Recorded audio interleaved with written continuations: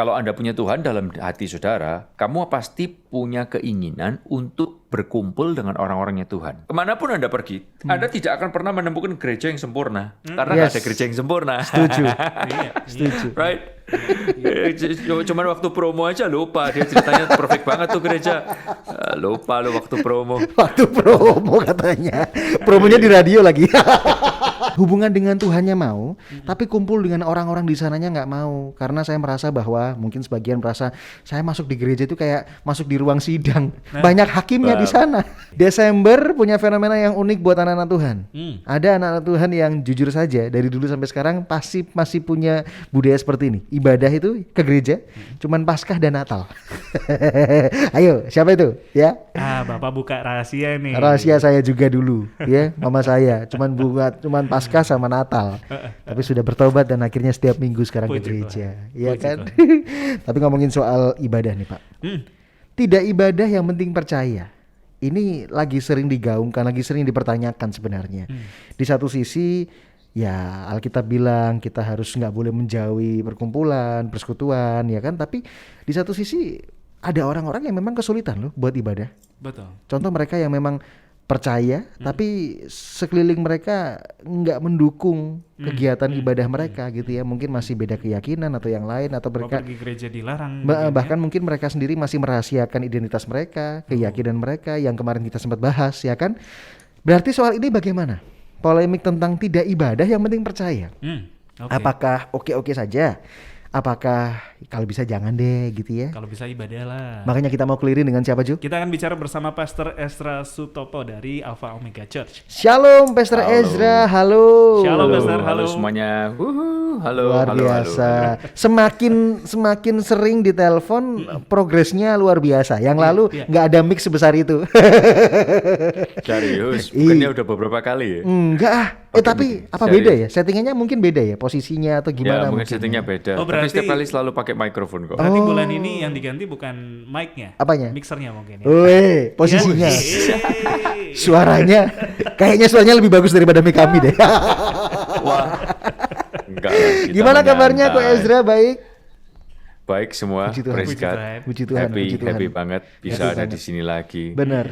Iya. Sudah ada di penghujung akhir tahun 2021 dan kita masih join. Mungkin setelah Ya, ini kita akan join lagi di Januari ya kan? Ini kan udah bulan Desember. Ya. Ketemu tahun depan loh. Berarti ini terakhir nih kita ngobrol sama Ko Ezra di tahun ini ya Sobat Di Raidan. tahun ini. Benar. Tapi Siap. kembali topik soal tidak ibadah yang penting percaya. Kan kita atau sebagian juga meyakini bahwa ibadah kan bukan soal gedung ya. Iya, Pastor gereja Ezra bukan ya. sekedar gedung Apalagi sekarang juga sudah online, semakin memantapkan keyakinan bahwa gereja bukan soal gedung. Berarti nggak apa-apa toh kalau nggak datang ke gereja, Ko Ezra. Wow. Ya, very good topic sih. Kalau buat saya gini sih ya, kita selalu harus lihat situasi dan kondisi. Konteksnya seperti apa. Tapi kalau kita pelajari secara akarnya terlebih dahulu, Ya. memang apa yang kita lihat sebagai gereja di saat ini, ada nyanyinya, ya ada kumpul nyanyi, kursinya ngadep ke depan semua, ada salibnya, lalu ada mimbarnya, ya ada anunya. Betul. Itu ternyata itu juga bukan hal yang alkitabiah gitu loh. Kalau kita pelajari, gereja dulunya awalnya bukan settingnya seperti itu. Setting awalnya adalah di ruang tamu, kursinya ngadep letter U gitu, bahkan melingkar letter O gitu. Iya. So, gereja waktu itu seperti itu. Nggak ada kata-kata harus ada nyanyinya dan lain sebagainya. Oke. Nggak ada mimbarnya, nggak ada. Karena kumpulan orang percaya Yesus, hanya kumpul, hang out. Nah, tapi kemudian kan dirubah jadi seperti ini oleh orang yang namanya Konstantin gitu ya di tahun 300-an. Nah, tapi saya kasih dulu konteks ini supaya kalau kita nanya, boleh nggak aku nggak ke gereja? Kan sama aja, kan ke gereja kan gini sih. Bicara soal ke gereja itu bicara soal memang situasi ya, situational. Tapi itu yang pertama. Kedua adalah bicara soal hati. Kalau Anda adalah, saya memang punya juga jemaat yang dulunya itu rumahnya di Tulung Agung. Setiap minggu dia nyetir dari Tulung Agung ke Surabaya hanya untuk ibadah, makan, langsung balik ke Tulung Agung. Waduh. Oke. Ya, dan lalu kemudian setelah istrinya hamil dan hamilnya rada rewel, mereka nggak bisa lagi traveling that far gitu loh. Kita sendiri juga why don't you find a church di sana gitu. No, kita lebih nyambung sama yang di sini and bla bla bla. Iya. Well, di satu sisi kita happy, di satu sisi kita juga lu jadi bergalain gereja gua nih jadinya. Jujur aja.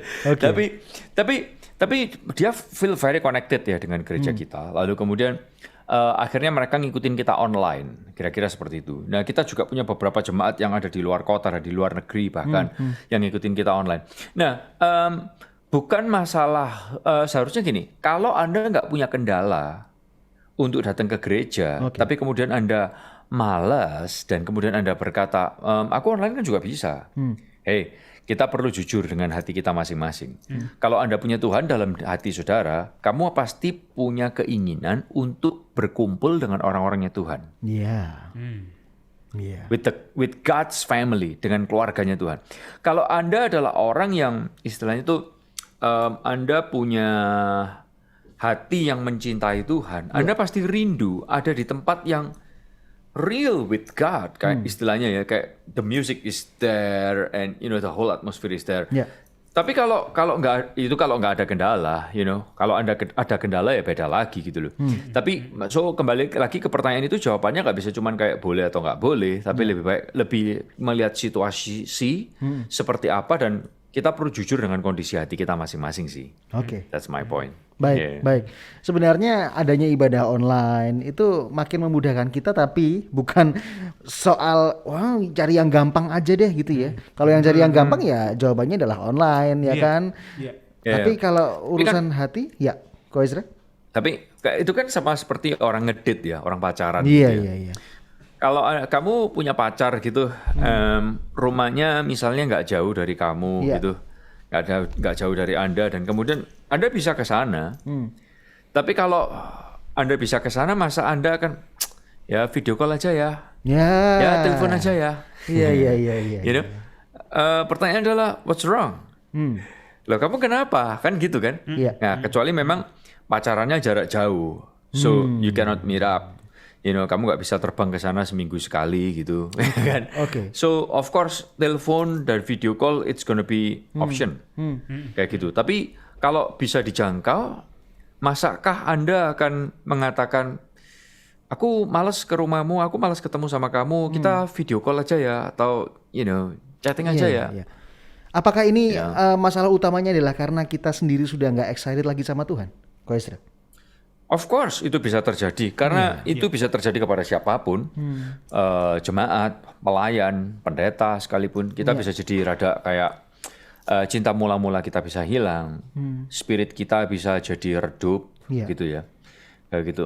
Itu bisa terjadi kepada siapapun, seperti itu. So I mean, dan kita harus berani jujur, brutal honest, jujur banget, yang menyakitkan dengan diri kita masing-masing. Apakah kita ini kehilangan semangat kita ngikut Tuhan, ataukah memang kita lagi nggak bisa?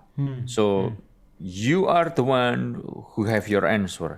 Dan Anda perlu tahu, yang tahu hati Anda ada 3, Tuhan, kamu, sama iblis. Itu dia. Dan Anda bikin siapa yang lebih tertawa? Dengan jawaban Anda, are you making God happy about it? Or are you making devil happy about it? Wow, luar biasa. Anda bikin Tuhan senang atau bikin iblis senang? Kita harus berani jujur dong dengan diri kita ya. Itu kuncinya. Berani jujur sama diri kita sendiri. Kalau memang ada kesempatan dan kita memang punya keleluasaan waktu, masih sehat juga, ada kesempatan, ya silahkan ke gereja. Gitu kan? Tapi ada kondisi yang parah. Jonathan sempat sharing ke saya soal yang Jonathan mau tanyakan. Kondisinya seperti ini, Pastor Ezra. Saya ingin sih ke gereja, tapi keluarga saya mungkin atau lingkungan saya nggak mendukung. Kalau saya ke gereja, takutnya ntar malah chaos di rumah, boleh ada konflik sih, di rumah. Gereja, tapi ya nggak usah pulang lagi lah ya. Nggak usah pulang lagi. Kamu ke gereja boleh tapi bisa kakak ya. Waduh, ini repot nih ya. Ini repot. Kalau ini solusinya gimana, Pak Ezra? Serius ya, saya ini punya beberapa jemaat yang ngalamin kondisi seperti itu. Jadi mereka dari agama seberang, kita nggak pernah maksain mereka sendiri yang ngalamin Tuhan.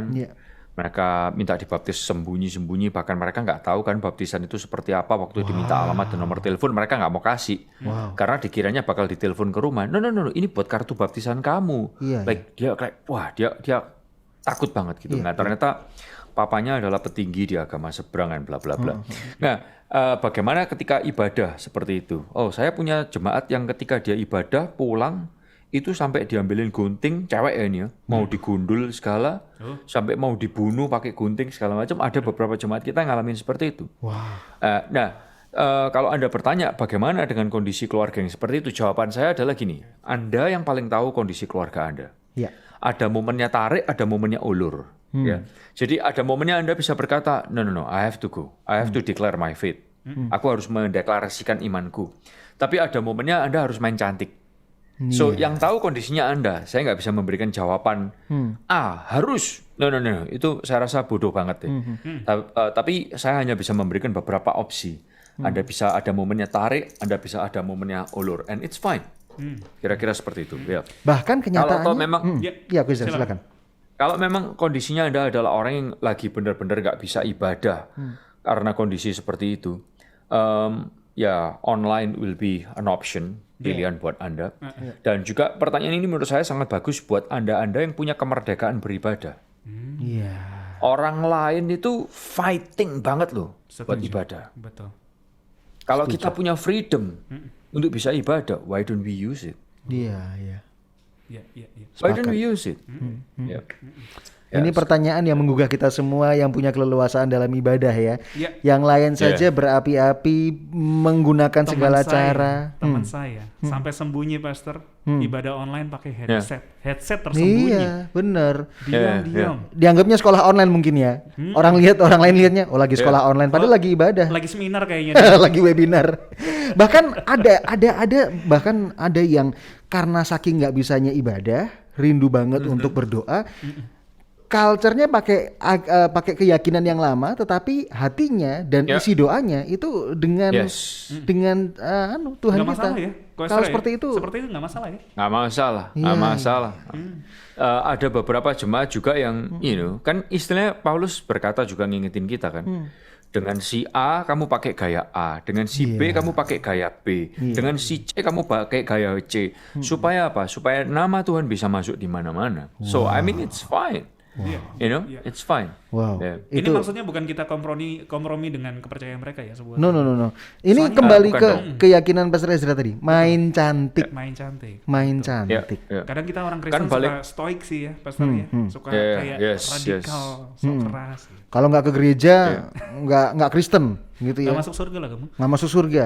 Padahal kenyataannya di luar sana banyak sekali orang-orang yang bahkan mau berangkat saja sudah diancam, bahkan mau punya Alkitab saja sudah disobek-sobek, dibuang gitu ya.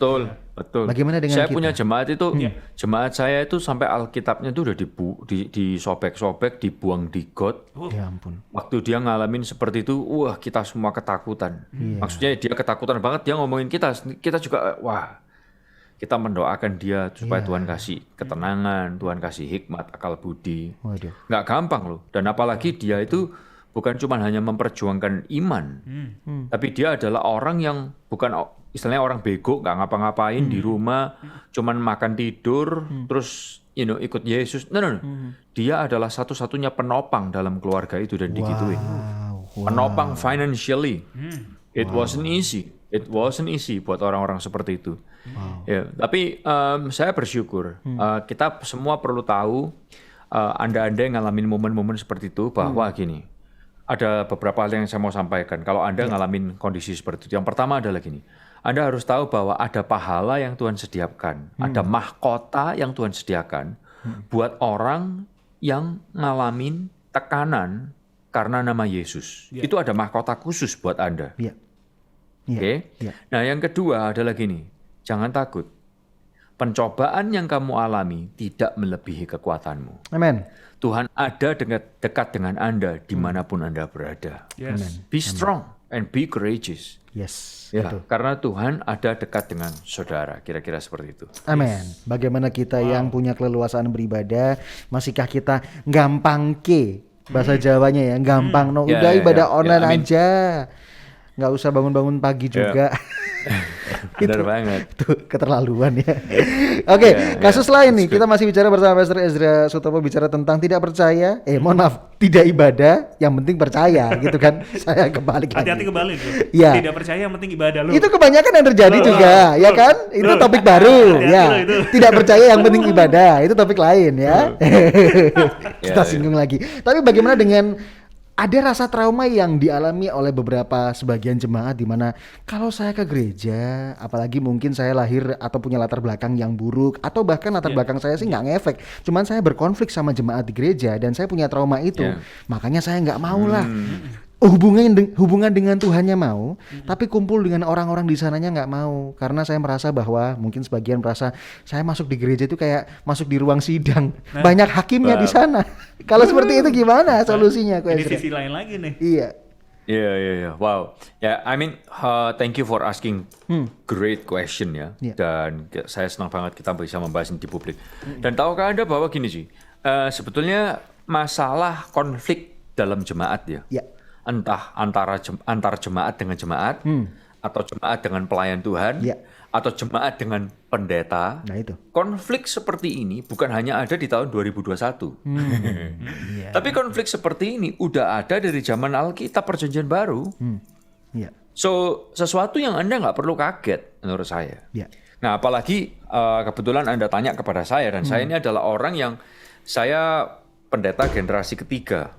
Saya pendeta generasi ketiga. Artinya gini, saya selalu lihat masalah-masalah yang dialami antar jemaat di gereja-gereja lain, jemaat dengan jemaat, jemaat dengan pendeta, jemaat dengan pelayan, pendeta dengan pendeta. I mean like I've been in so many like a lot of church problem. Dan church problem itu memang nggak pernah enak. Sakit, nggak nyaman banget. Tapi saya bacakan beberapa hal dulu ya di Alkitab. Ada ayat Alkitab yang juga menjelaskan tentang hari ini beberapa kali. Kalau misalnya ini di Matius pasal 18 ayat yang ke-15. Dikatakan, if your brother or sister sins, go and point out their fault. Just between the two of you. If they listen to you, you have won them over. Istilahnya gini, kalau ada kamu ada masalah dengan saudaramu seiman. Ini loh, bicaralah sama dia 4 mata. Kalau kamu bisa memenangkan, kalau sampai dia bisa mendengarkan kamu memenangkan hatinya. Wow. Nih malah ada lagi yang bilang gini dalam Matius pasal yang ke-5 ayat 38 sampai 42. Nih kalau kita ngalamin konflik ya. Wah, orang itu nyebelin buat saya, harus saya balas. Ayat itu berkata gini, kamu sudah dengar, mata ganti mata, gigi ganti gigi. Tapi nih, aku bilang kepada kamu, jangan teruskan perbuatan jahat. Kalau ada seorang yang tempeling satu pipi kamu, kasih pipi yang satunya. Kalau ada yang minta kepada kamu bajumu, kasihkan juga jaketmu. Jaket harganya kan jauh lebih mahal daripada baju. Baik. Kalau kamu disuruh berjalan 1 mil, berjalanlah 2 mil. Jadi masalah konflik dalam jemaat itu udah ada dari dulu sampai sekarang. Nah, bukan hanya itu aja lagi. Firman Tuhan kan ngajarin tadi yang seperti tadi saya katakan. Ajak ngobrol 4 mata. Kalau nggak bisa, panggil seorang saksi. Kalau nggak bisa, tegur dalam sebuah grup. Kalau nggak bisa, ya lu tinggalin. Basically kayak gitu. Nah, dan Tuhan juga ngomong kata-kata ini, Yohanes 13 ayat 34. A new command I give you. Aku kasih kamu perintah baru. Love one another. Kasihilah satu sama lain. As I have loved you. Seperti aku mengasihi kamu, so you must love one another. Kamu mesti mengasihi satu sama lain. Nah, istilahnya gini, Tuhan ngasihi kita gimana sih? Tuhan bukan ngasihi kita kalau kita baik, maka Tuhan cinta kita. Kalau ini pengertian cinta, kalau ini pengertian tentang cinta Tuhan yang Anda pegang, oleh karena itu Anda nggak bisa mengasihi orang lain yang menjengkelkan. Tuhan cinta sama aku kalau aku rajin baca Alkitab. Tuhan cinta sama aku kalau aku rajin doa dan rajin ibadah. No. Tuhan cinta kamu apa adanya. Meskipun kamu lagi menyebalkan, Tuhan cinta kamu. Nah, berbekal cinta ini, maka kamu bisa mengasihi orang yang menyebalkan buat kamu. Kalau pengertian cintamu terhadap Tuhan salah, maka kamu gak akan bisa mengasihi orang lain. Karena kata-katanya itu ini seringkali kita ulang di gereja kita. Love people will be able to love people. Orang yang dicintai akan bisa mencintai. Forgiven people will be able to forgive people. Orang yang diampuni bisa ngampuni. Kalau lu nggak pernah diampuni ya lu nggak akan bisa ngampuni orang lain. Yes. Itu aja sih. Kesadaran So pengertian Anda tentang Iya. cita Tuhan gimana? Itu harus Anda pikirkan. Iya. Iya. Ya. Nah, banyak sekali di Alkitab menjelaskan tentang kehidupan berjemaat ya, bersama-sama. Bahkan dalam Efesus pasal yang keempat juga dijelaskan. Nih, kalau Anda ngalamin konflik dalam jemaat ya, entah dengan siapapun itu, saya katakan beberapa kali, kalau kamu mau marah, boleh marah.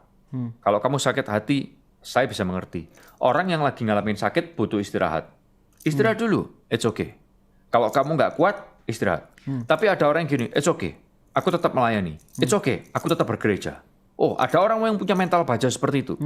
Tapi ini firman Tuhan juga mengingatkan, kalau kita sampai sakit hati, kita harus rest sebentar. Efesus 4 ayat 26 mengingatin gini. Kalau kamu marah, janganlah kamu berdosa. Jangan izinkan, jangan biarkan marahmu terus ada sampai matahari terbenam. Iya. Artinya jangan sampai terlalu berlarut-larut. Bahkan dilanjutkan di ayat 29 dalam Efesus 4 itu. Ini loh, jangan izinkan omongan-omongan gak penting keluar dari mulutmu. Tapi izinkan apa yang keluar dari mulutmu itu yang ini. Yang berguna untuk membangun orang lain. Dan dibutuhkan oleh orang lain. So I mean, ketika kita marah, bukankah itu yang kita udah di ujung mulut, sudah kayak, oh Tuhan, aku udah mau kayak jelekin orang itu, udah mau marah sama, udah mau habis dah orang itu. Tapi saya tahu ini juga nggak mudah. Nah, I mean, saya juga ngadepin ya, beberapa jemaat-jemaat yang ngalamin sakit hati, pahit, baik dengan jemaat ataupun dengan pelayan ataupun kadang dengan saya di gereja. Karena saya orangnya yang seringkali mendisiplin banyak hal, apalagi dulu-dulu, dan saya sangat vokal sekali. Orang bisa sakit hati sama saya ataupun karena keteledoran saya dan kebodohan saya. Tapi saya bersyukur di gereja saya, kalau boleh saya izinkan kasih cerita ya. Ada beberapa tante atau rekan yang seusia dengan saya yang pernah sakit hati sama saya. Tapi mereka tetap bertahan melayani. Mereka tetap bertahan berjemaat. Dan itu bukan hanya sudah melayani 1 tahun, 3 tahun, 5 tahun, 10 tahun. No. Sebagian dari mereka melayani di gereja itu seumur saya. Wow. 38 tahun. Wow. Bukan cuma 1 orang, ada beberapa orang yang seperti itu. Wow. Mereka bisa punya konflik sama saya, sama jemaat, sama pelayan yang lain. Tapi mereka adalah orang yang punya ini, loyalitas. Mereka ngerti, aku tertanam di rumah Tuhan ini dan aku ada di sana terus. Nah, kalau Anda adalah orang gini, hey, Ezra, masalahnya adalah aku nggak bisa toleransi lagi kesalahan ini di gereja ini dan aku mesti pindah. Hey, the call is yours. Pilihannya itu adalah pilihan Anda. Tapi gini, jangan kita jadi orang sedikit-sedikit sakit hati pindah, sedikit-sedikit sakit hati nggak mau ke gereja, sedikit-sedikit sakit hati meninggalkan Tuhan. Hey, saya tahu zaman sekarang tuh banyak orang yang ini dengerin kata-kata ini ya.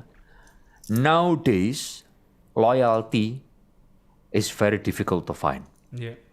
Hari-hari gini loyalitas itu susah banget ditemukan.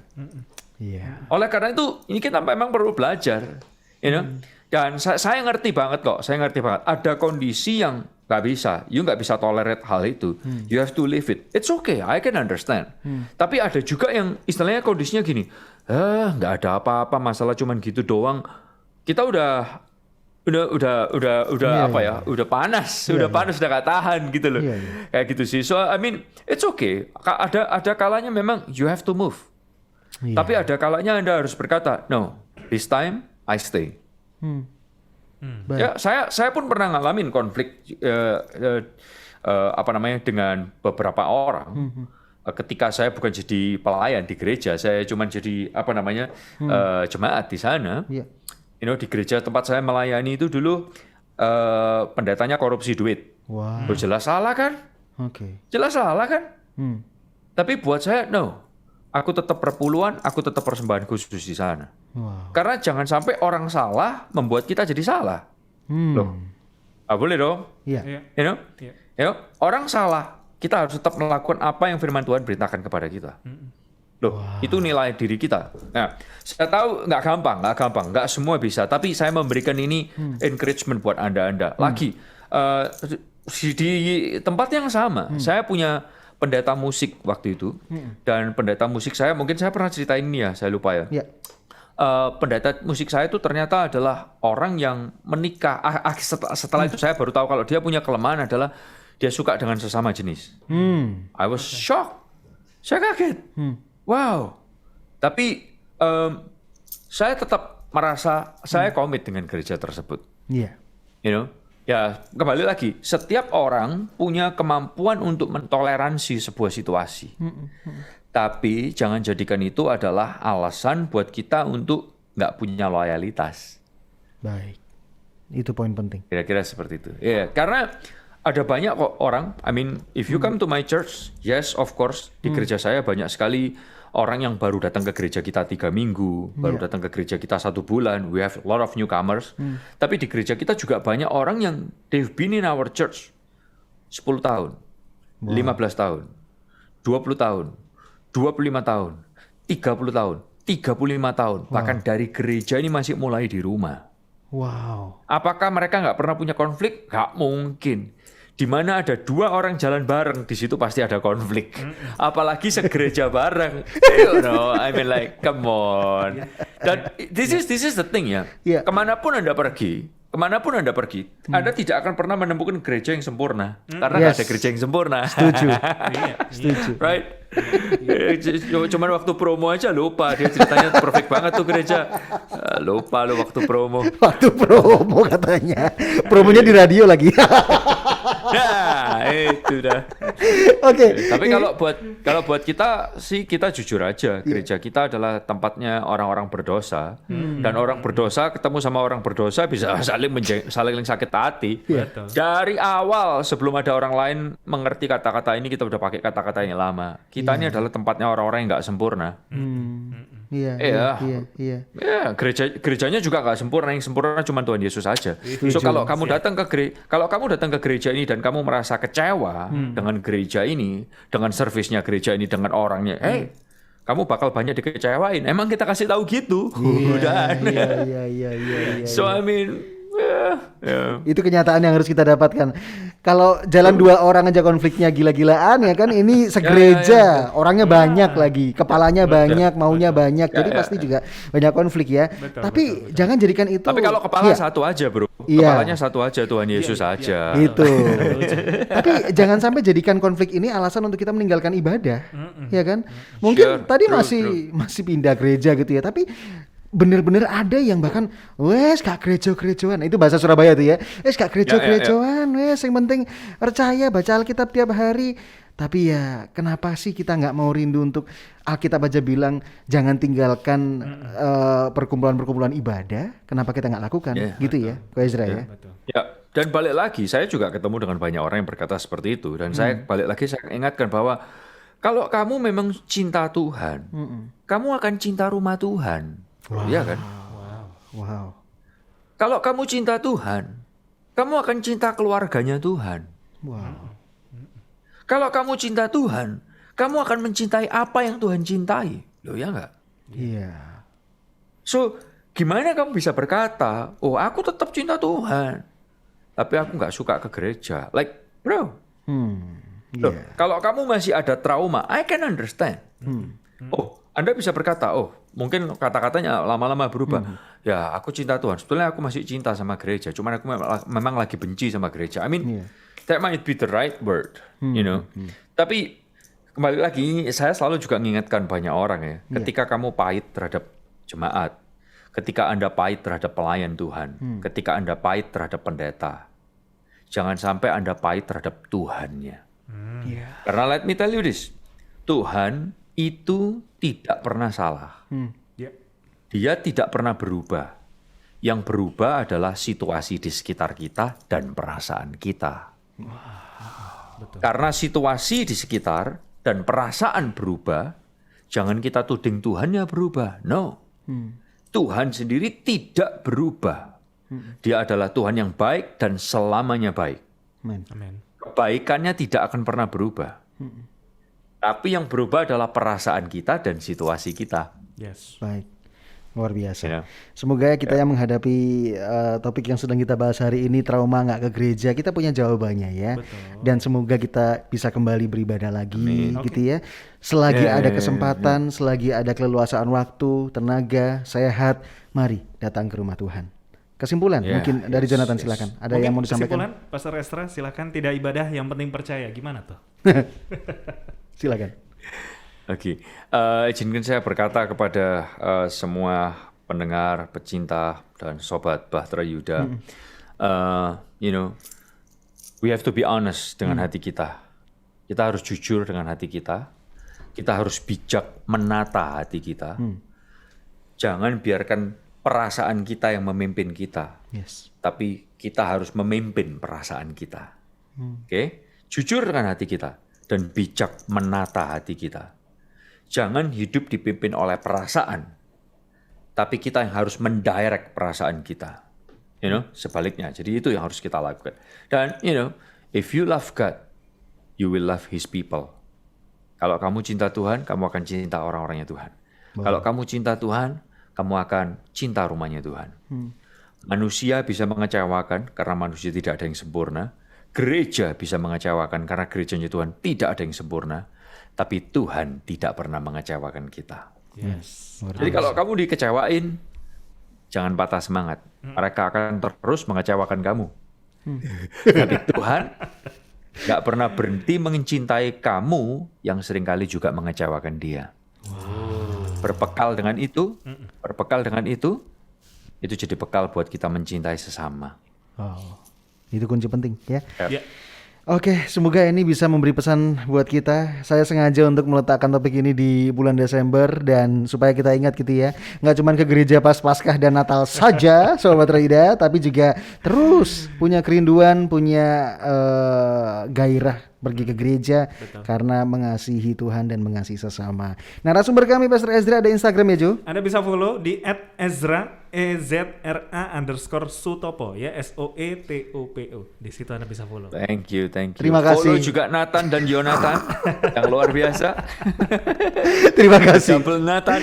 Luar biasa. Double Nathan. Kalau Ezra, kami ucapkan terima kasih banyak hari ini sudah sangat-sangat Thank luar you very biasa memberikan much. pesan buat setiap Thank you pendengar, very much. sudah sharing, Thank sudah you very cerita much. pengalaman, bahkan doa kami Pastor Ezra sekeluarga besar sehat selalu. Amin. Dan untuk pelayanan Pastor Thank you. Ezra sekeluarga Thank juga you. semakin luar biasa. Yes. Terima kasih Ko Doakan Ezra. Bahtera Yuda dan semua tim juga terus diberkati. Amin. Nathan dan Jonathan juga terus diberkati Tuhan you. secara luar biasa. Amin. Terima kasih Ko Ezra. Tuhan berkati. God bless. Terima Thank kasih. you. God bless.